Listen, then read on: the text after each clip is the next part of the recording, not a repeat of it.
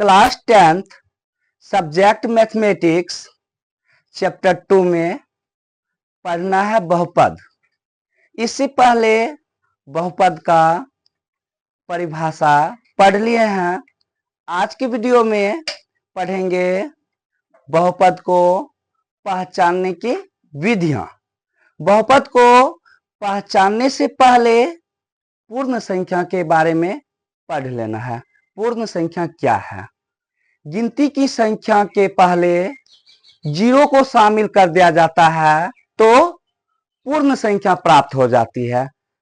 जैसे 0, 1, 2, 3, 4, 5, 6, 7, 8, 9 ... etc.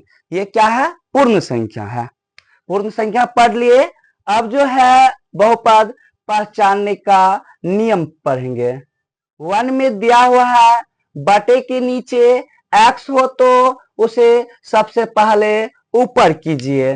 Rules 2 में दिया हुआ है x पर घातों को देखिए, यदि सभी घात पूर्ण संख्या हो तो वह एक बहुपद है।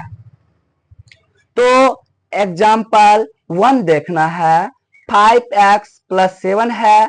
यहाँ चर की घात जो है क्या है? 1 है। चर की घात 1 है तो 1 जो है क्या है? पूर्ण संख्या है, तो यह बहुपद कहलाएगा। उसके बाद एग्जाम्पल 2 में देखना है। चर की घात क्या है? यहाँ 2 है, कॉमा यहाँ चर की घात क्या है? 1 है। 2 और 1 आ गया तो ये क्या? पूर्ण संख्या है। पूर्ण संख्या रहेगा तो बहुपद कहलाएगा। नेक्स्ट देखना है एग्जाम्पल 3।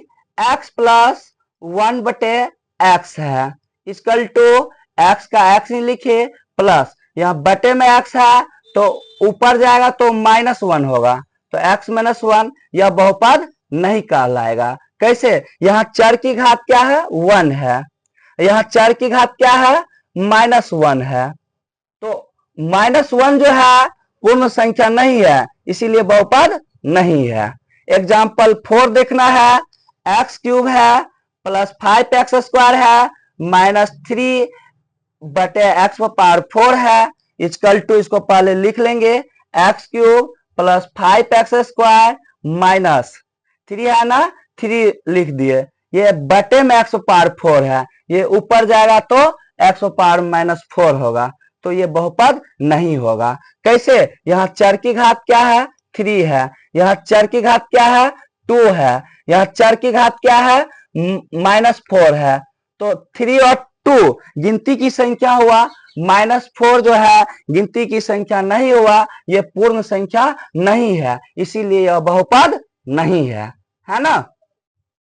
अब नेक्स्ट देखना है 7 बटे x⁻⁻5 है प्लस x² -12 इक्वल टू 7 है ना, 7 लिख दिए। ये x⁻⁻5 है बटे में, ये ऊपर जाएगा तो x⁻+5 होगा। उसके बाद प्लस x² है, प्लस x² लिखे, -12 है, -12 लिखेंगे। अब देखेंगे यह बहुपद है या नहीं। चर की घात यहाँ क्या है? 5 है। यहाँ चर की घात क्या है? 2 है।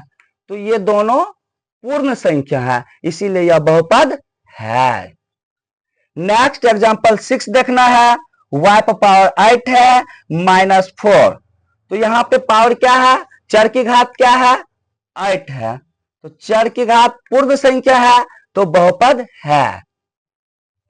नेक्स्ट देखेंगे एग्जांपल 7।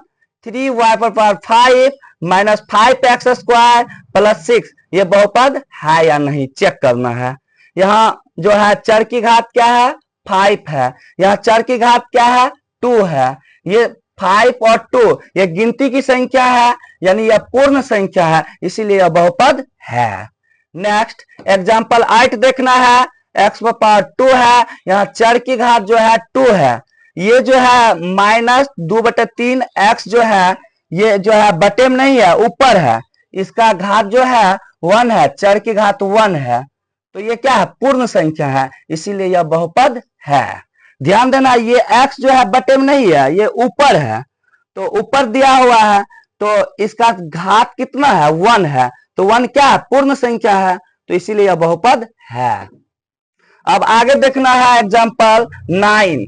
3x² है प्लस √x है प्लस 7 है। यहां देखना है चर की घात 2 है, 2 तो पूर्ण संख्या है, लेकिन यहाँ x जो है रूट में है।